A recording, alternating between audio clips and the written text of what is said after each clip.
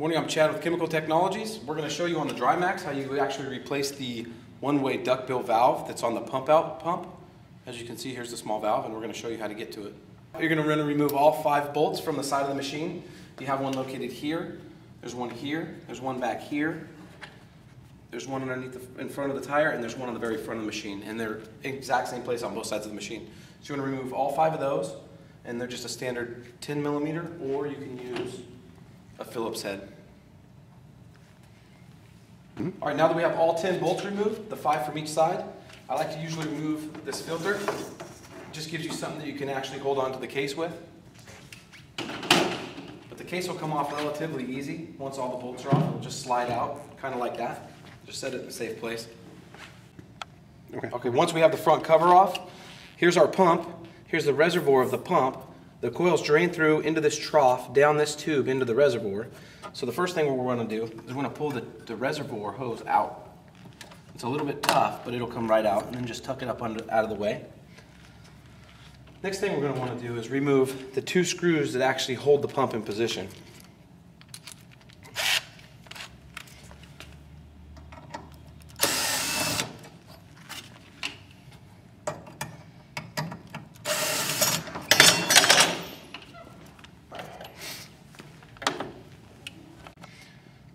Once you have the pump housing, the bracket that holds the pump in, you can pull the housing out. It's going to be a tight pull, just stuck in there pretty good. If you want to turn it out, just about like that. You're going to remove these 2 small Phillips screws. I'm going to use the drill because it's a lot faster.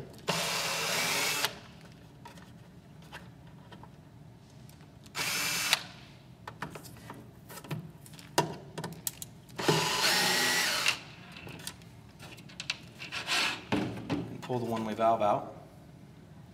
Now that we have this out, you want to inspect to make sure that the rubber O-ring that's around here is intact and in good condition.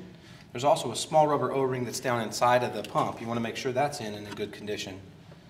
And the next thing we're going to do is pull out that one-way duckbill, which is right here. And we're going to install the new one.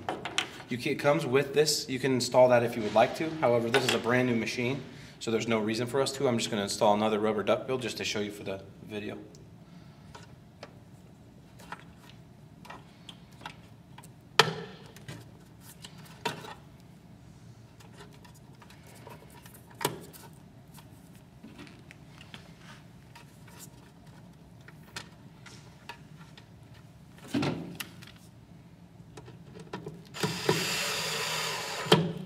I'd recommend that you use an actual screwdriver to put the screws back in so you eliminate the potential to strip the plastic.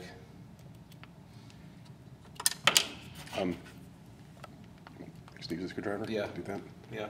I'm just going to start it with this because my fingers are too big. Okay. So I'll start it with the drill, but I'm going to finish tightening it with the screwdriver just so we eliminate the possibility of stripping the plastic. All right, and I'll tighten this one down with my hand too. All right. Now we're going to slide the pump back in.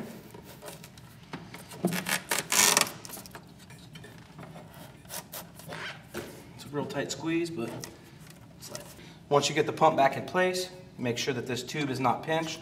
Make sure that the pump out tube is in good position and not anywhere that's going to get a screw poked through it or be pinched, and we can reassemble it.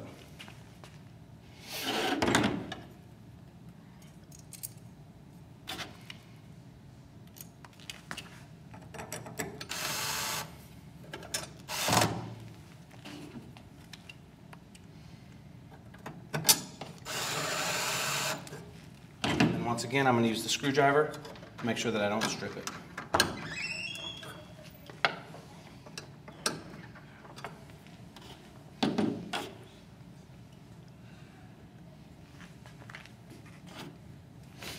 Now we're going to reinstall the front case.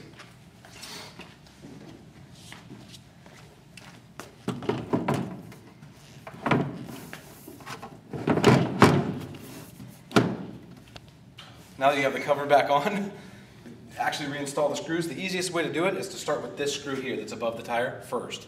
Once you get those in, it'll hold it pretty stable and all the other ones will line up pretty well.